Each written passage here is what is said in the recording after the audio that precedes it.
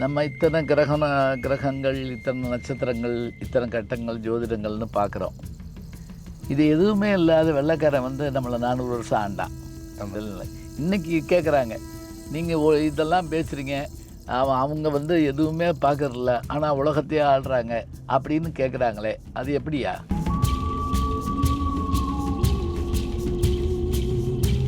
சரி, அப்போ இந்த கொரோனாங்கிற இப்போ இந்த கொடூரமான வியாதி, ஆமாங்கய்யா, இது இப்படி வருங்கிற விஷயங்கள் யாருக்காவது இது பண்ண முடிஞ்சதா? ஐயா அந்த வருஷம் ஆற்காடு பஞ்சாங்கத்திலே வந்துருச்சுலங்கய்யா, கொடிய வைரஸ் நோய் பரவும்னு. செவ்வாய்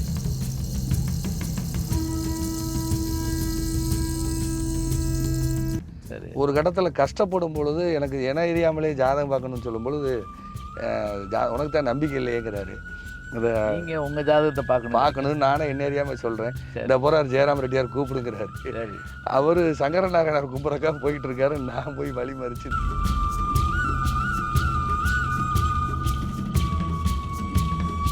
அப்படியா? அது இருக்கா? ஆமாங்கய்யா, இதில் இந்த உடைஞ்ச நட்சத்திரங்கள் முகூர்த்தமோ சுபகாரியங்களும் செய்ய மாட்டாங்க. இப்போ வந்து சூரியனுடைய நட்சத்திரம் உடஞ்ச நட்சத்திரம், செவ்வாயுடைய நட்சத்திரம் உடஞ்ச நட்சத்திரம், குருவோட நட்சத்திரம் உடஞ்ச நட்சத்திரங்கள்.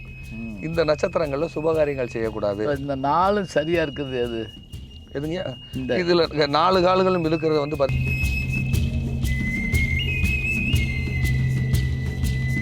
இன்னைக்கு சொல்றாங்க. என்ன இன்னமும் நீங்க எல்லாம் வந்து கம்யூனிட்டியை பத்தி பேசிட்டு இருக்கீங்க. சரிங்க. ஜாதிகள் இல்லாத ஒரு உலகத்தை உருவாக்கணும்னு சொல்றாங்களே அப்படிங்கிறப்ப இது எதுக்காக? அது வர்றவங்க அதை கொஞ்சம் யோசிக்க மாட்டாங்களா ஐயா? இது அதாவதுங்கய்யா,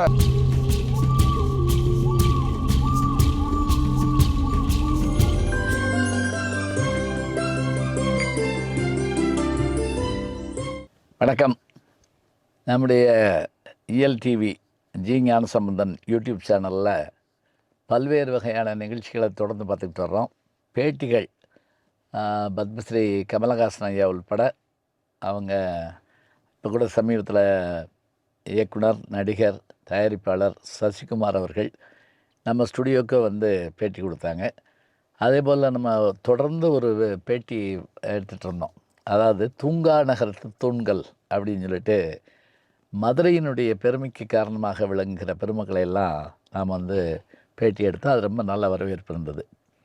இன்றைக்கு நம்முடைய ஸ்டுடியோவுக்கு வருகை இருந்திருக்கிறவங்க யாருன்னு கேட்டால், நெல்லை மாவட்டத்தில் சங்கரன்கோயில் வட்டத்தில் பிறந்து தன்னுடைய நல்ல கல்வியால் குறிப்பாக ஜோதிடத்தில் பயின்று, ஏன்னா பல பேர் கேள்விங்க ஆனால் படித்தோம் அப்படின்னு சொல்லுவாங்க. உண்மையான ஒரு நல்ல கல்வியை படித்து பல குருநாதர்கள்ட்ட ஜோதிடத்தை பற்றி கேட்டு தெரிஞ்சுக்கிட்டு இன்றைக்கு கோவையில் இருந்து கொண்டே உலகெல்லாம் சென்று அந்த ஜோதிட கலையினுடைய பெருமையை பரப்பி வருகின்ற, தொலைக்காட்சிகளில் எந்த தொலைக்காட்சியிலையும் நீங்கள் உடனே போட்ட உடனே ஜோதிட நிகழ்ச்சியாக இருந்தால் அதில் பண்டிட் விஜய் அப்படின்னு அந்த பேரோட ஒருவரை நம்ம சந்திப்போம். அவர் தாங்க இன்றைக்கி நம்முடைய ஸ்டுடியோவுக்கு வருகின்றிருக்கிறார்.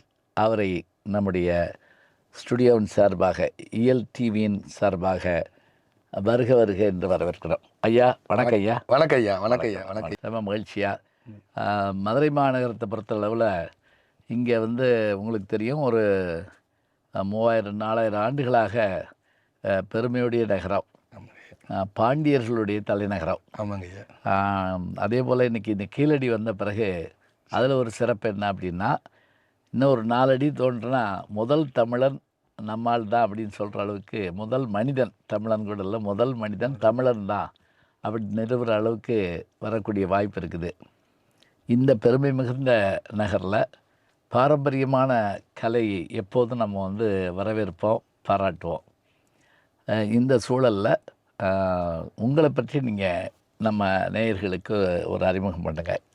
ஐயா, எனக்கு பூர்வீகம் வந்து நெல்லை மாவட்டங்க. ஐயா, பழைய நெல்லை மாவட்டம், இன்றைய தூத்துக்குடி மாவட்டம் கூட எடுக்கலாம். மாவட்டம் பிரிவு பெற்றது. ஆனால் ரெண்டுலேயுமே எனக்கு உறவுகளும் சொந்த மண்ணுக்கும் ஆதாரம் உண்டு. சரிங்க. அங்கேருந்து புலம்பெயர்ந்து அதே விளாத்திக்குளம் இந்த பகுதிகளுக்கு வந்துடுறாங்க. நாகலாபுரம் விளாத்திக்குளம். ஆமாங்க ஐயா, விளாத்திக்குளம் அதை சுற்றி இருக்கு பக்கத்தில் கிராமத்தில் அங்கேருந்து வந்துடுறாங்க. சரிங்க. அதுக்கப்புறம் என்னுடைய தந்தையார் இராணுவத்தில் பணிபுரிஞ்சதுனால அவர் நார்த் இந்தியா போக வேண்டிய சூழல் ஏற்பட்டது. சரி. நான் கொஞ்ச காலமாக அக்காவோட வீடு காரைக்குடியில் வாழ்ந்த ஓ, காலகட்டம். இங்கே. ஆமாங்க ஐயா. சரி சரி. காரைக்குடியில் மெய்யப்பனம்பலம் தெருன்னு சொல்லுவாங்க, 1000 ஜன்னல் வீதிக்கு அடுத்த வீட்டில். ஆமா. அதில் எங்கள் அக்கா வீட்டுக்காரர் வந்து இந்தியன் ஓவர்சீஸ் பேங்கில் அப்போ ஒர்க் பண்ணிட்டு இருந்தார். சரி. ஸோ கொஞ்ச காலம் காரைக்குடியிலையும் நான் இருக்க வேண்டிய சூழல் வந்தது. அப்புறம் நான் திருமணம் முடித்தது திருச்சிராப்பள்ளி. ம். நான் சொந்தமாக எங்களுக்கு வந்து தந்தையார் வந்து ஓய்வு பெற்ற இராணுவத்திலேருந்து ஓய்வு பெற்ற பிறகு கார்மெண்ட்ஸ் தொழிலுக்குள்ளக்க நாங்கள் வர வேண்டிய கட்டாயம் வந்தது. ம். அவருக்கு அது தெரிஞ்சது, ஏற்கனவே தெரிஞ்ச தொழிலாக இருந்ததுனால தந்தையார் அந்த தொழில் செஞ்சுக்கிட்டு இருந்தாங்க. அதற்கு முன்னாடி அது காரைக்குடிலேவா?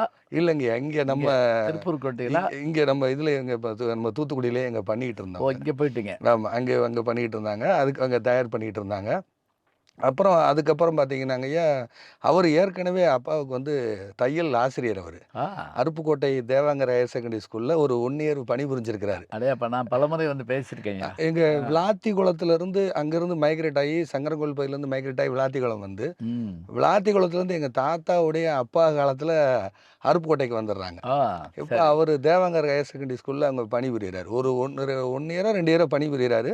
அந்த நேரம் அவருக்கு இராணுவத்தில், தாத்தா இராணுவத்தில் இருந்தனால இவர் இராணுவத்துக்கு ஆர்வப்பட்டு அவங்க இராணுவத்துக்கு போயிடுறாரு. பரவாயில்லையா, நாட்டுக்கு உழைத்த குடும்பத்தோட ஒரு ஆமாங்க. பாரம்பரியம் நீங்க. எங்கள் தாத்தாவும் இராணுவம், எங்கள் சித்தப்பாவும் இராணுவம், அப்பாவும் இராணுவத்தில் இருந்தாங்க. ம். எங்கள் சித்தப்பார் பையன் ஒருத்தர் அவரும் இராணுவத்தில் இருக்கார்.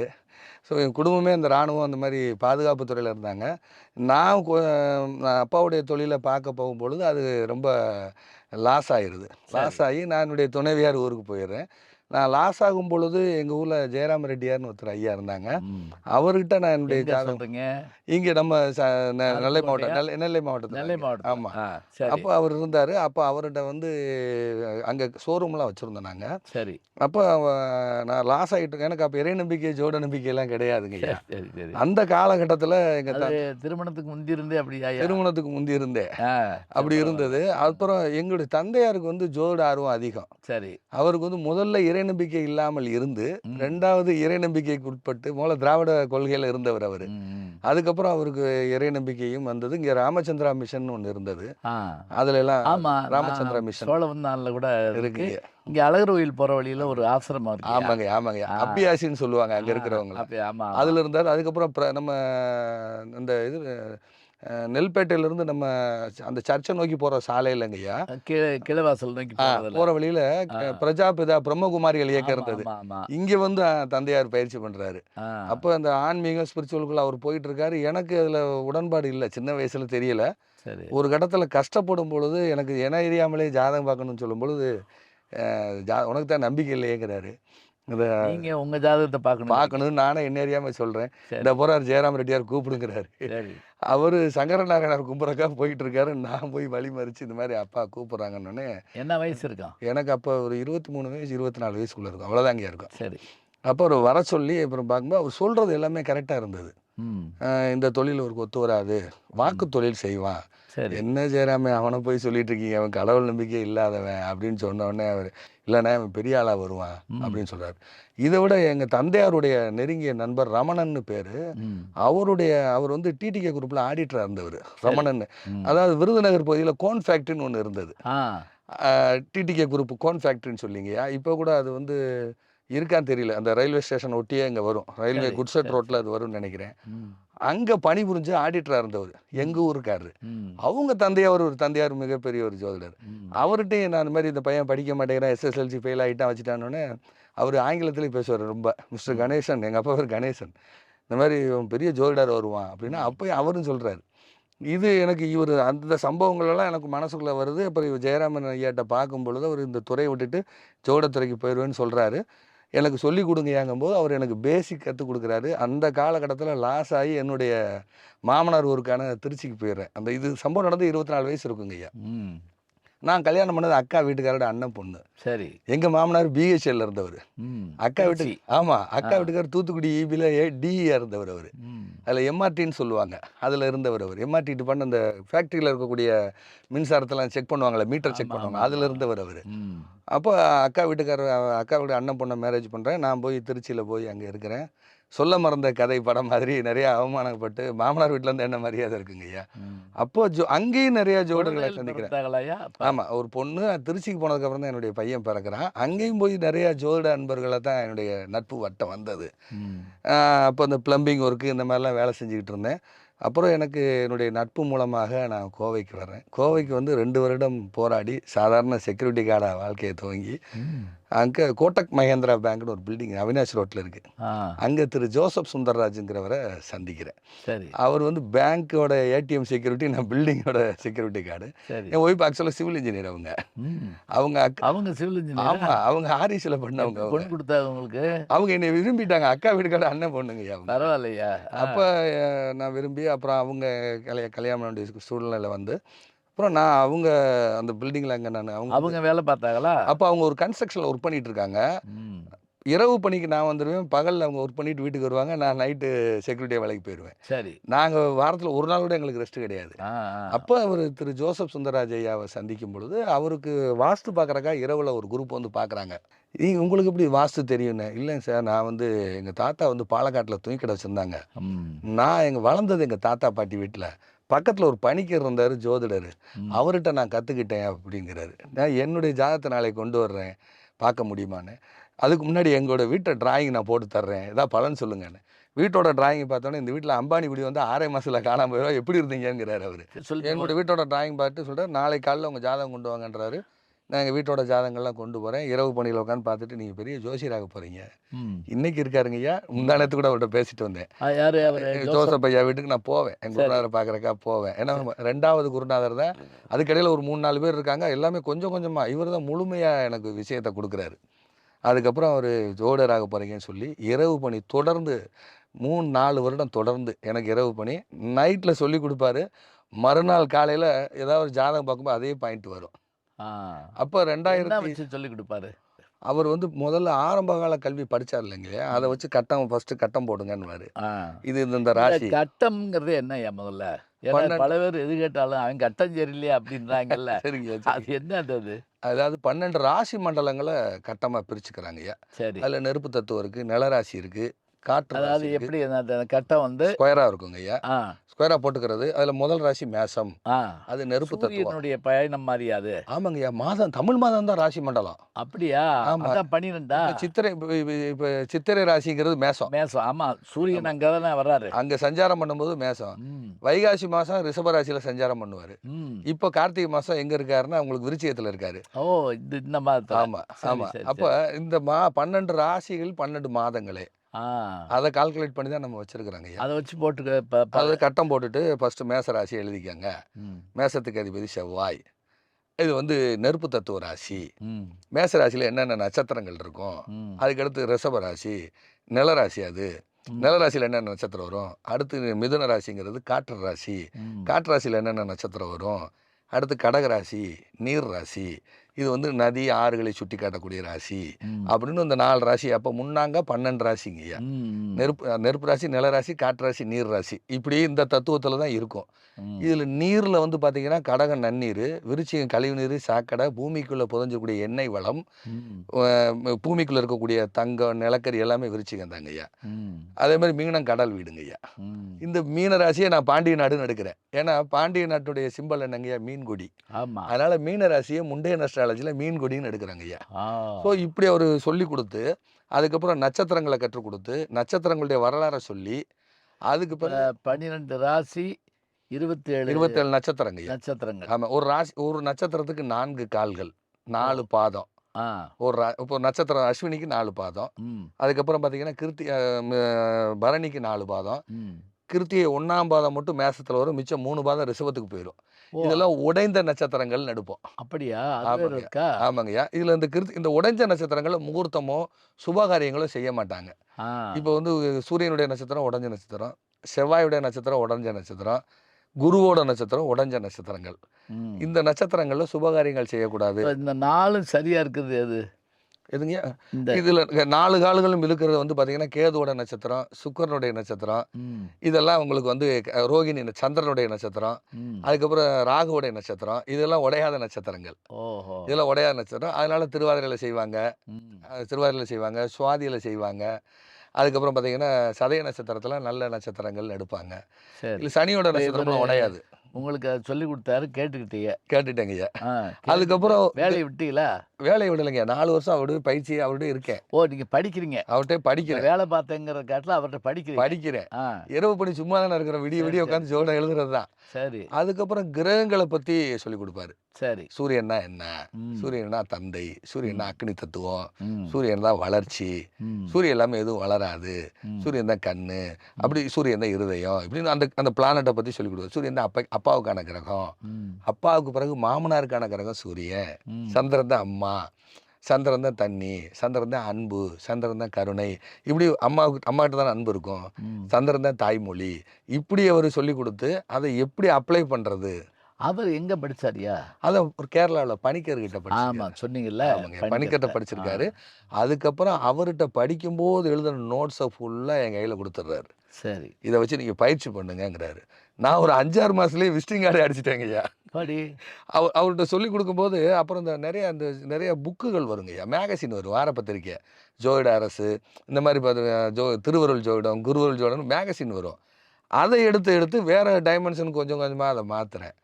அப்புறம் அந்த 4 வருஷம் கழித்து அவருடைய கொடுத்த கல்வி எனக்கு பத்தலை. நான் வேற ஒரு தேடுறேன். அதாவது வித்தியாசமாக சொல்லணும்னு தேடிக்கிட்டு இருக்கிறேன். அதுக்கப்புறம் படிப்படியாக ஒவ்வொரு குருநாதர்களையாக சந்தித்து, ம். அதுக்கு பிறகு தான் மூக்கையா தேவருங்க ஐயாவை அவரை சந்திக்க அவர் வேண்டியது. எந்த ஊரு? அவர் வந்து நெல்லை மாவட்டம் தாங்க அவரு. ஓ. அவர் எங்கே கற்றுக்கிட்டாருன்னே தெரியல. ம் அப்போ அவரை சந்திக்க வேண்டிய கட்டம் ஏற்படும் பொழுது அவர் தான் ஜாதகத்தை வாங்கினோடனே பேரை கேட்பார். டக்குன்னு இந்த பேர் இருக்கா ம் அப்படின்னு கேட்பாரு. ம் இந்த பேங்க்ல அக்கௌண்ட் இருக்கா ம் அப்படின்னு கேட்பாரு. பாம்பு கடிச்சு உங்க தாத்தா இறந்தாரா? டக்கு ம் டக்குன்னு கேட்டுருவாருங்க ஐயா. 4 பாயிண்ட் கேட்டு நோட்டை மூடி வச்சுருவாருங்க ஐயா. ம் அப்போ இவரை சந்திக்கிறதுக்கான வாய்ப்பு எனக்கு வந்துடுது.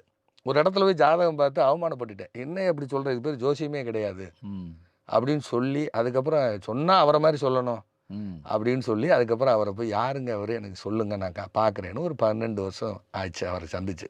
அவர்ட்ட. ஆமாம், அவர்கிட்ட போய் அங்கே போய் உட்காந்ததுக்கப்புறம் தான் இந்த ஜோதிடத்தை வேற டைமென்ஷனில் வச்சிருக்காரு அவர். ம் அதான் நான் என்ன எதிர்பார்த்தனோ அதை பூரா அங்கே கிடைக்கிது. ம் இந்த கிரகம் அப்படி இருந்தால் அப்படி தான் இருக்கும், இந்த கிரகம் இப்படி தான் இருக்கும். அதாவது அவர் நிறைய வீடுகளுக்கு போய் பார்த்ததுனாலங்கய்யா, இப்போ ஒரு மிதுன ராசி அப்படின்னா ஒரு கார்னர் பக்கத்தில் முட்டுச்சந்து இப்படி இடத்துலாம் இருப்பாங்க அப்படின்னு அவர் அனுமானத்தில் எடுத்து வச்சிருக்கிறாரு. ம் அதை எனக்கு அப்படியே அப்ளை பண்ணி சொல்லி கொடுக்கும்போது எனக்கு அது பயன்படுத்த எனக்கு ஈஸி ஆயிடுச்சுங்கய்யா. ம் இல்லையா, இப்போ என்னன்னா இன்னைக்கு இருக்கக்கூடிய சூழல்ல எதா இருந்தாலும் ஒரு இடக்கு மடக்கத்தான் கேள்வி கேட்குறாங்க. ஆமாம் ஆமாங்கய்யா. நம்ம இத்தனை கிரகங்கள், இத்தனை நட்சத்திரங்கள், இத்தனை கட்டங்கள், ஜோதிடங்கள்னு பார்க்குறோம். இது எதுவுமே இல்லாத வெள்ளைக்காரன் வந்து நம்மளை 400 வருஷம் ஆண்டான். ஆமாங்கய்யா. என்ன காரணம்னு கேட்டால், நம்மகிட்ட வீரம் குறையா இருக்குன்னு சொல்ல முடியாது.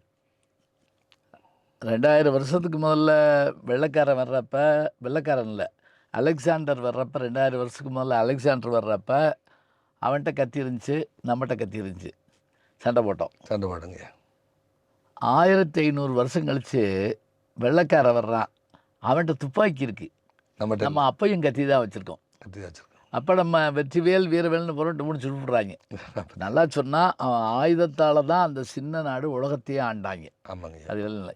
இன்றைக்கி கேட்குறாங்க, நீங்கள் இதெல்லாம் பேசுகிறீங்க, அவங்க வந்து எதுவுமே பார்க்கறதில்ல, ஆனால் உலகத்தையே ஆள்றாங்க அப்படின்னு கேட்குறாங்களே, அது எப்படியா? அது கால சூழ்நிலை தாங்கய்யா. ஜோதிட ரீதியாக வந்து ம் இந்த நாடு இத்தனை ஆண்டு காலம் அடிமைப்பட்டு இருக்கணும் ஓ, அப்படிங்கிறது கால சூழ்நிலை தாங்க. ஆனால் நம்ம நாடு எல்லாத்தையுமே அடிமைப்பட்டு நம்மளை ஆளாதவங்களே கிடையாது. ஆமாங்க. நம்மளுடைய ஆண்ட பரம்பரைன்னு சொல்கிறோம். போர்ச்சுகீசியர்கள் முதல்ல வந்தாங்க, அதுவும் ஆள வரலையா, வியாபாரம் தானே. வியாபாரம் வந்தான். ஆமாங்க. போர்ச்சுகீசியர்கள், டச்சுக்காரர்கள், ஆமாங்க. பிரெஞ்சுக்காரர்கள், ஆமாங்க. ஆர்மீனியர்கள், ஆங்கிலேயர்கள் அத்தனை பேரும் வந்து நம்மளை ஆண்டாங்க. ஆமாங்க. அப்போ நம்ம அப்படி அடிமைப்பட்டு கிடக்கணுங்கிறது இருந்ததா? ஆமாங்கய்யா. அதுக்கு பேர் ம் முண்டைய நஸ்ட்ராலஜின்னு பேருங்கய்யா. ஒவ்வொரு ராசி ஒவ்வொரு பூமியின் அதனுடைய தன்மைக்கு தக்கவாறு ம் அந்த பூமி பாதிப்புல இருக்கும். ஆ இப்போ ஒன்றும் இல்லை, 30 வருடம் இலங்கையில் நம்ம மனிதர்கள் நம்ம உறவுகள், தொப்புள் உறவுகள் பாதிக்கப்பட்டாங்க. ம் அந்த மண்ணுடைய அமைவும் அந்த நிலத்தோட அமைவும் ஆ அந்த அந்த நாட்டினுடைய ராசி தத்துவமும் அதனுடைய கோச்சார கிரகங்களுடைய பார்வையில் அங்கே பாதிப்பு இருக்குங்க ஐயா. ஆ இவ்வளோ காலம் அடிமையாக இருந்தோம், இப்போ கிட்டத்தட்ட 80 வருஷமாக நம்ம முழு சுதந்திரத்தை அடைஞ்சிட்டோம். ம் ராஜா காலத்தில் இருந்த சட்டத்தை விட இன்னைக்கு ராஜாவே தண்டிக்கக்கூடிய சட்டம் நம்ம நாட்டில் இருக்கு. இருக்குது. இருக்கா இல்லைங்களாங்க? ஆமா ஒரு ஆமா. பிரதமரே கோர்ட்டுக்கு கூப்பிட முடியும். ம் இதுதான் உண்மையான சுதந்திரம்னு, உண்மையான சட்டம், உண்மையான சுதந்திரம். ம். தவறுகள் எல்லா இடத்துலயும் இருக்கலாம். ஜனநாயகம்ங்கிறப்ப யாரா இருந்தாலும் அவங்க தண்டிக்கப்படலாம், வந்து வரலாம். இல்ல அவங்கள விசாரிக்கலாம். விசாரிக்கலாம். தண்டனையும் கொடுத்துருக்காங்கல்ல. கொடுத்துருக்காங்க. இந்திரா காந்தி அம்மாவுக்கே கொடுத்தாங்க கொடுத்துருக்காங்க. கொடுத்தாங்க. ஆமா. அவங்க ஆட்சியெல்லாம் போச்சு இல்லைங்க. ஆமா ஆமா அது எல்லாமே கோச்சார கிரகங்கள் தாங்க. ஆமா ஆமா. இதுதான் பிரபஞ்ச ஜோதிடம்னு அதுக்கு பேருங்க ஐயா. ஓ, இந்த நாட்டுல இது பிரச்சனை இருக்கும், இந்த நாட்டுக்கு இது இருக்கும். ம். அப்ப அந்த நாட்டுடைய சுதந்திரம் அடைஞ்ச தேதியை வச்சு அதுக்கு ஒரு லக்னம் வச்சு பலன் சொல்லலாங்க ஐயா. சரி. அஸ்ட்ராலஜிக்கு எல்லாத்துக்கும் பயன்படுத்தலாங்க ஐயா. ம். எல்லாத்துக்குமே ஒரு சயின்டிஸ்ட்டுக்கு பயன்படுத்தலாம், ம். ஒரு இசைக்கும் அஸ்ட்ராலஜி பயன்படுத்தலாம், ம். ஒரு ஒரு தச்சு தொழிலுக்கும் அஸ்ட்ராலஜி பயன்படுத்தலாம், ஒரு வீடு கட்டுறதுக்கும் பயன்படுத்தலாம், ஒரு தங்க வேலை செய்கிறவங்களுக்கும் பயன்படுத்தலாம், எல்லா சரிங்க. துறைக்கும் இப்ப பயன்படுத்தலாம். இந்த 2 பஞ்சாங்கம் சொல்றாங்கல்ல. ஆமாங்க ஐயா. ஒண்ணு வாக்கிய பஞ்சாங்கம், ஆமாங்க ஆமாங்க. ஒன்று திருக்கணித பஞ்சாங்க. திருக்கணிதம். என்னய்யா அது வேறுபாடு? அது பொதுவான காரியங்களுக்கு அதை பயன்படுத்துறாங்க ஐயா. தனி இல்ல, இப்ப மனிதனுக்கு. நம்ம வழக்கமா ஒரு பஞ்சாங்கம் போய் கடையில கேட்குறோம். ஆமாங்க ஐயா. அது என்ன பஞ்சாங்கம் அது? ஐயா நம்ம இப்போ தென் மாவட்டத்தை பொறுத்த வரைக்கும் வாக்கிய பஞ்சாங்கம் கொடுப்பாங்க. சரி. சில ஜோடர் பாம்பு பஞ்சாங்கம் வச்சுருப்பாங்க. ஓஹோ. அது ஒரு டைப்புங்க பாம்பு பஞ்சாங்கம். ம். சில பேர் வந்து பார்த்தீங்கன்னா அந்த திருக்கணித பஞ்சாங்கம் வச்சு பார்ப்பாங்க. ம். நம்ம தென் மாவட்டத்தை தள்ளி நீங்கள் வடக்க போக போக போக எல்லாமே திருக்கணிதம் தான் வச்சுருப்பாங்க. ஆ. அதை கொஞ்சம் திருத்தி எழுதப்பட்டது திருக்கணிதம், அக்யூரஸியாக சொல்கிறது அப்படிங்கிறது. ஓஹோ. இப்போ ஆக்சுவலாக வந்து சூரியன் வந்தாச்சு அப்படின்னா அவங்க உள்ள ராசிக்குள்ளே வந்தால் மட்டும்தான் அவங்க ஒத்துக்குவாங்க. இவங்க அதே மாதிரி சூரிய உதயத்தை வந்து இவங்க வந்து கிழமையாக வச்சுக்குவாங்க. காலைல 5:30 மணிக்கு மேலே தான் இந்தியன் ஸ்டாண்டர்ட் டைம். ஆமா. வாக்கிய பஞ்சாங்கத்தின் அடிப்படையில் 5:30 மணிக்கு மேலே தான் கிழமையை மாற்றுறாங்க. ஆ. திருக்கணிதத்தில் அப்படி இல்லை, ராத்திரி 12 மணிக்கே கிழமையை மாற்றிடுறாங்க. ஆமாய்யா. இப்ப இதுதான் வேறுபாடு. மேல்நாடுகள்ல என்னன்னு கேட்டிங்கன்னா, நான் பார்த்த அளவுல சில ஹோட்டல்ல தங்க போனோம்னா, ஆ, மதியானம் 12 மணியோட முடிஞ்சு போகும். ஆமாங்க என்னன்னு கேட்டா, அவங்க ஒரு நாள் கணக்கு அதுதான். ஆமாங்க நேத்து 12, இன்னைக்கு 12 மணி 12 மணி. அப்படி கணக்கு வைப்பாங்க. ஆமாங்க விமான டயத்து பார்த்தீங்கன்னா, இரவு 12 முடிஞ்சோடனே 12:01 மறுநாள் தேதி வந்துரும். 001 வந்துடும் தேதி வந்துடும். வந்துரும். அப்பவே நம்ம பல்லன்களை இதை விட்டுருவோம். சரிங்க. புத்தாண்டு கொண்டாடுறதே 12:01 கொண்டாடுறாங்க. ஆமாம் ஆமாங்க. நம்ம இதுல சூரியன் வராம எதையுமே செய்ய மாட்டோம். செய்ய மாட்டாங்க. ஆமாம் சூரியன் வந்தா தான் அன்னைக்கு நாள் தொடங்குது. ஆமாம் ஆமாங்க. பறவைகள் ஓசை, அது அதிகாலை நேரம், அப்ப சூரியனுடைய வருகை அப்படிதான். ஆமாம். இப்ப இந்த கணக்கு சரியா, அந்த கணக்கு சரியாயா? 2 கணக்கையும் ஏற்றுக்கிறேனுங்க ஐயா. ஆ. இப்போ உதாரணமாங்க ஐயா, வாக்கிய பஞ்சாங்கமா திருக்கணிதமா அப்படின்னு வரும்பொழுது எங்களுக்கு வேரியேஷன் வரும். அப்போ வேரியேஷன் வரும்போது அவங்களுடைய ஜாதருடைய அப்பாவுடைய பெயர் என்ன, ம். அவங்க என்ன கம்யூனிட்டி, ம். அவங்களுடைய தாயார் பெயர் என்ன, ம். அதை வச்சு லக்கணத்தை முன்ன பண்ணி நகர்த்திக்குவோம். இப்போ மகர லக்கணம்னு வரும். ம். திருக்கணிதத்தில் எப்படி பார்த்தீங்கன்னா கும்ப லக்கணம்னு வரும். ம். மகர லக்கணம்னா 9ஆம் இடம் கன்னி வீடு வந்துடும், அங்கே புதனோட ஆதிக்கம் வந்துடும். ம். கும்ப லக்கணம்னா 9ஆம் இடம் சுக்கிரனுடைய வீடாயிரும். ம். அப்போ ஒரு ஜாதகத்தில் அப்பா பேர் மதனா ரமேஷான்னு பிரச்சனை வருது. புதன் தான் மதன், ம். சுக்கிர ரமேஷ். அப்போ மகர அடிப்படையில் புதன் வந்து என்னவாகிறாரு உங்களுக்கு வந்து பார்த்தீங்கன்னா மதன் ஆகிறார். ம். மதன் குமார்னு அங்கே பேர் வருது. ம். கும்ப அடிப்படையில் லக்கணத்தை நகர்த்தி பார்த்தோம்னா அப்பா பேர் ரமேஷ்னு வருது. ம். அப்போ அவங்க என்ன கேட்குறாங்க, எங்களுக்கு மகர லக்கணமா கும்ப லக்கணமா? நான் கேட்டேன் அப்பா வேறு ஏதாவது மதன் குமார்னு வருதா? இல்லை. சரி, வேற ரமேஷ்குமார்னு பேர் வருதா? அப்பா பேர் ரமேஷ்குமார். அப்போ சுக்கிரன் தான் ரமேஷ், நீங்கள் கும்ப லக்கணம் வச்சுக்கோங்க. ஆ. ஸோ இப்படி நகர்த்தி கேட்டுக்கிறோம். அப்படி இல்லைன்னா கம்யூனிட்டி கேட்குறோம். ஆமா. இப்ப அதான் கேட்கணும்னு நினைச்சேன். சரிங்க. இப்படி நேரங்கள்ல கம்யூனிட்டிக்கு இன்னைக்கு சொல்றாங்க.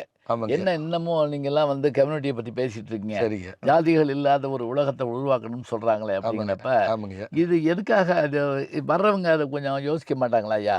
இது அதாவதுங்கய்யா, சத்திரியர் வீடு, ம். பிராமணர் வீடு, வைசியர் ராசி, ம். சூத்திர ராசின்னு இருக்கு. ம். 12 ராசிகள் இருக்கு. இது யாரையும் தாழ்த்தி உயர்த்து சொல்லுதல் அல்ல. ஆ. சூத்திரன்னா மண்ணோட மண்ணா உருண்டு விவசாயம் பண்ண மக்கள். இது வந்து யாரையும் உயர்த்தி தாழ்த்தி சொல்றதுல ஜோதிட சாஸ்திரத்துல அதான் அது இருக்கு. திருவள்ளுவரே என்ன சொல்றாருன்னா, பிறப்புக்கும் எல்லா உயிருக்கும் ஆமா. சிறப்பொவ்வா செய்தொழில் வேற்றுமையாள்ங்கிறார். ஆமாங்க. அவன் தொழில் வச்சு தான் அவனை கணக்கு போடுறாங்களே தவிர, ஆமா. பிறப்புல எல்லாமே மனுஷன் பண்ணுதான். தான். அந்த தொழில் அடிப்படையில தான் அந்த ராசி மண்டலம் கம்யூனிட்டியா மாறிடுச்சு. நீங்க சொன்ன மாதிரி அவங்கள யாரையும் குறை தாழ்த்தி சொல்லவோ, சொல்லல. ஆமா இல்ல. தாழ்த்தி பேசவோ இல்ல. ஐயா, ஆனா அவங்களுக்கு அது சொல்லலைன்னா அவங்களுக்கு உண்மையான இது தெரியாம போகும். கண்டுபிடிக்கிறக்காக கேட்குறேன். இப்போ ஐயா வைசியர் ராசின்னு இருக்கு. அது போல பார்த்தீங்கன்னா வந்து பிராமண ராசின்னு இருக்கு, சத்திரிய ராசின்னு இருக்கு. அப்போ சத்திரியன்னா அந்த கால போர் தொழில் செய்தவர்கள்னு அர்த்தம். ஆமா ஆமா. போர் தொழில் அழிஞ்ச பிறகு எங்க போறாங்க? விவசாயத்துக்குள்ள போயிடுறாங்க. அதனாலதான் ராஜாவுக்கு ஜாதி கிடையாது. ஆமா ராஜா சத்திரியர், அவர் சத்திரியர். எல்லாத்தையும் திருமணம் பண்ணுவோம். ஆமா. சரி, இப்படி வச்சுக்கிடுவோம். ம். இப்ப ஒரு சத்திரியர், ம். ஒரு அந்தணர், ம். அல்லது வேற ஜாதியினர் ம் திருமணம் பண்ணுறாங்க, ம் கலப்பு மணம்னு வச்சுக்கோங்க. ஆமாங்க ஐயா. இவங்களுக்கு ஒரு குழந்தை பிறக்குது. சரிங்க ஐயா. இப்போ இந்த குழந்தைக்கு நீங்கள் என்ன வகையில் ராசியை பார்ப்பீங்க? தாயோட தாயாருடைய கம்யூனிட்டி தந்தையோட கம்யூனிட்டி இது கரெக்டான்னு கேட்டுருவேன். ஓ ஈஸிங்க. ஓஹோ, ஈஸியாக கண்டுபிடிச்சலாம். நீங்கள் இதை வச்சு பார்த்து ஜாதக கட்டத்தை வச்சு தாய் தந்தை வேற கம்யூனிட்டி ஆ அப்படிங்கிறத சொல்லிடலாம். சரி, இன்னைக்கு சூழல்ல கம்யூனிட்டியை தாண்டி ம் அம்மா கிறிஸ்தவ பொண்ணு, சரிங்க. அப்பா வந்து முஸ்லீம் இவரு சரிங்க. அப்படின்னு மதங்கள் வர்ற போது அதுக்கு என்ன பண்ணுவீங்க? கேது வந்து கிறிஸ்டினுங்க ஐயா.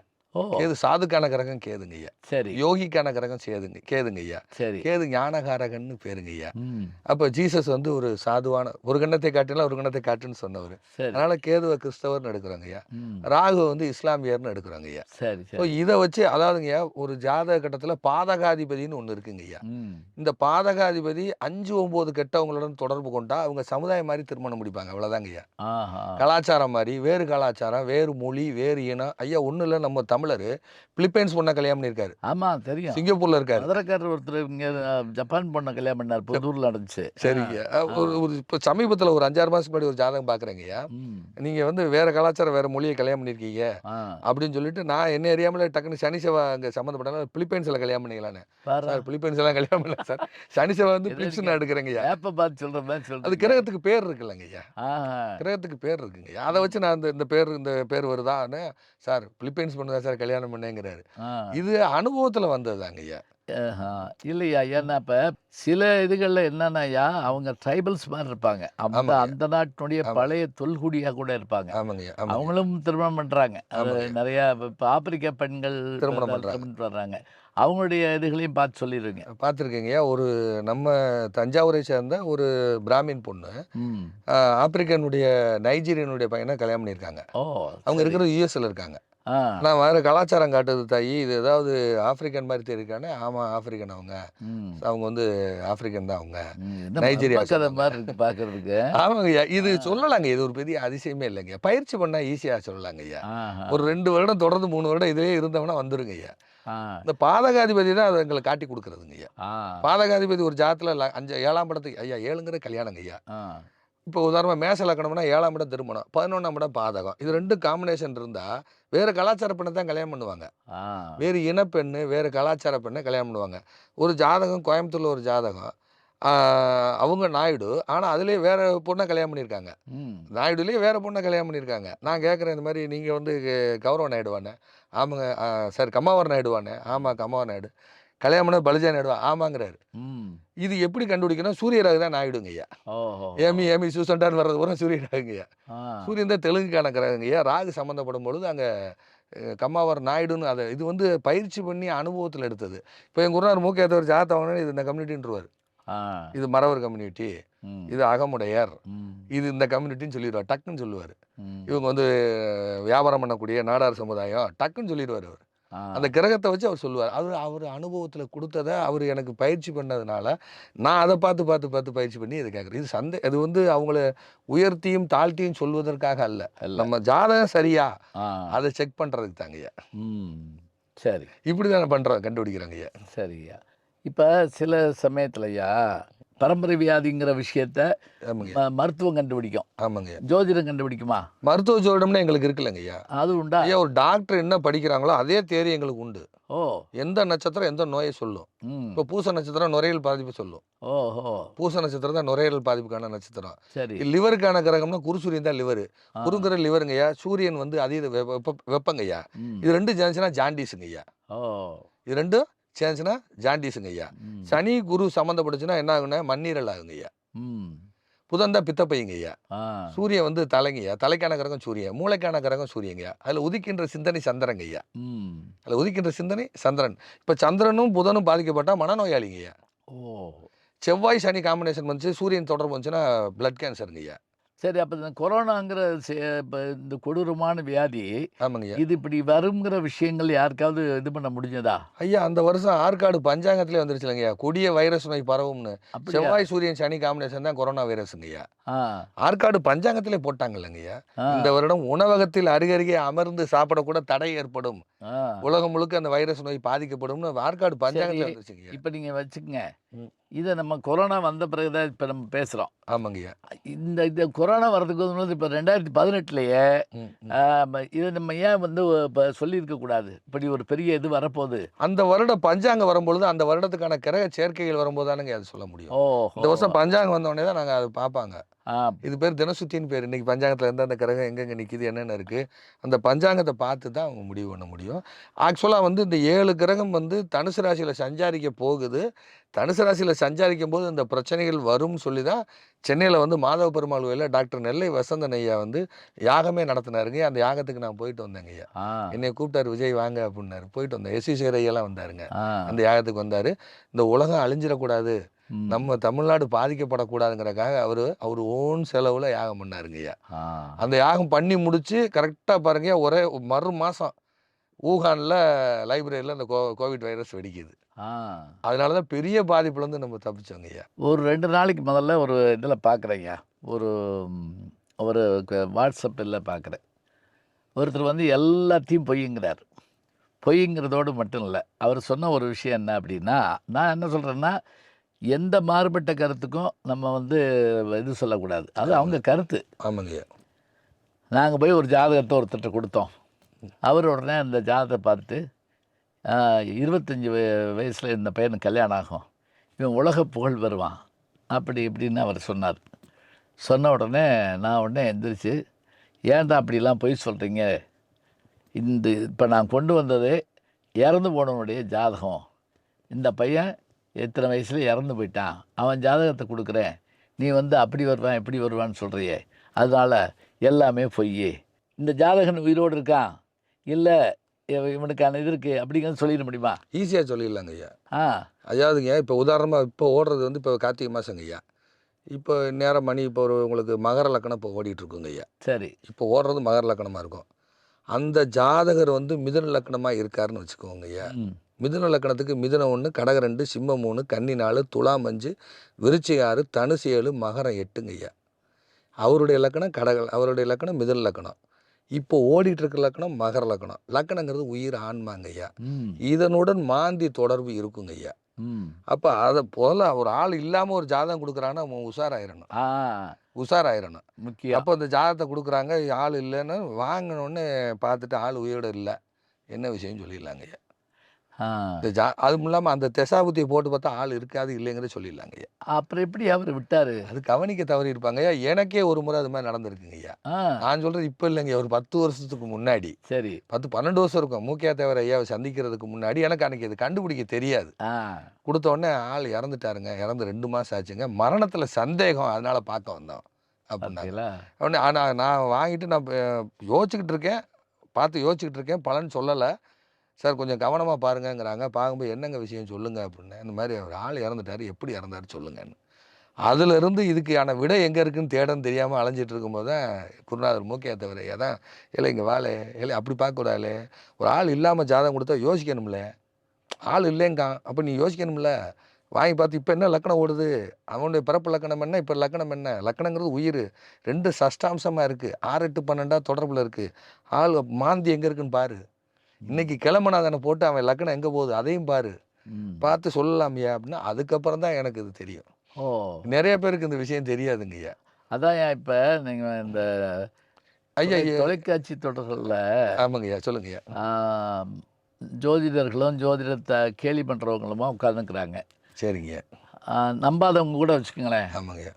இதில் அவங்க என்ன பண்ணுறாங்க, ஏதாவது ஒரு கேள்வியை கேட்குறாங்க, சொல்ல முடியாமல் திணறீங்கன்னு வச்சுங்களேன், ஜோதிடர்களில் யாராவது. சரிங்க. இவங்க இதை ஹைலைட் பண்ணுறாங்க. ஆமாங்க. பண்ணுற போது என்ன ஆகுதுன்னா, அவர் கேள்வி கேட்டவருக்கு சரி, சரிங்க. இவர் என்ன பதில் சொன்னாருங்கிறது நமக்கு தெரியல, ஏன்னா எடிட் பண்ணி தானே வருது. ஆமாங்க. கூட இந்த சமீபத்தில் இந்த நாய் பிரச்சனையில் கூட பல பேர் எடிட் பண்ணிட்டாங்கன்னு சத்தம் போட்டுக்கிட்டு ஆமாம். இருந்தாங்க. ஆமாங்கய்யா. அப்படி பார்க்கலாம். எனக்கு தெரிஞ்சியா, நானும் கேள்விப்பட்ட விஷயந்தான். சரிங்க. அது ஒருத்தர் சொன்னார், அதாவது ஜாதகத்தில் நம்பிக்கைங்கிற விஷயத்தில் ரொம்ப இதாக இருக்குது. அவர் சொன்ன விஷயம் அதிர்ச்சியாகவும் இருந்தது எனக்கு. அது அப்படி நடக்குமா, அப்படிலாம் இருக்குமா அப்படிங்கிறது. நான் அது விஷயமா உங்கள்கிட்ட பேசுகிறேன். சரிங்க. ஒரு சின்ன இடைவேளைக்கு பிறகு ஐயாவை சந்திக்கலாம். சோதிடர்கள் சில நேரங்களில் முதல் வார்த்தை என்ன செய்கிறாங்க கேட்குறாங்க, உங்கள் குலதெய்வம் கோயிலுக்கு போயிட்டு வந்திருக்கீங்களான்னு ஒரு கேள்வி கேட்குறாங்க, அல்லது நீங்கள் குலதெய்வம் கோயிலுக்கு போயிட்டு வாங்கன்னு ஒரு வற்புறுத்துறாங்க. அப்படி என்னையா குலதெய்வத்தில் இருக்குது? இப்போ சிலர் வந்து அவங்க நல்லா இருக்காங்க, சரிங்க. ஆனால் ஒரு என்னன்னா எங்களுக்கு யாரோ செய்வினை வச்சுட்டாங்க, எங்களுக்கு ஒரு மாதிரியான பில்லி சூனியம் மாதிரி இது பண்ணிட்டாங்க அப்படின்னு சொல்லிட்டு வர்றாங்கன்னு வச்சுக்கோங்க. இதெல்லாம் உண்மையாயா?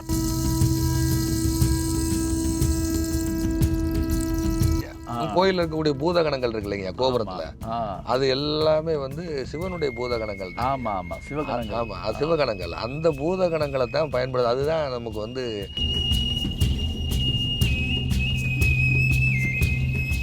வணக்கம். ஜி ஞானசம்பந்தன் யூடியூப் சேனல் பாருங்கள். உங்களை தேடியே உங்கள் வீட்டுக்கு வருது. கேட்காம ஒரு விஷயம் உங்களை தேடி வருது பாருங்கள், அதை பிடிச்சி வச்சுக்கோங்க. நம்முடைய யூடியூப் சேனலை சேர்ந்து Instagram, Facebook, Twitter, blog, WhatsApp channel என்று அத்தனையிலும் நான் முன்தொடர்ந்து செல்கிறேன். நீங்கள் பின்தொடர்ந்து வாருங்கள்.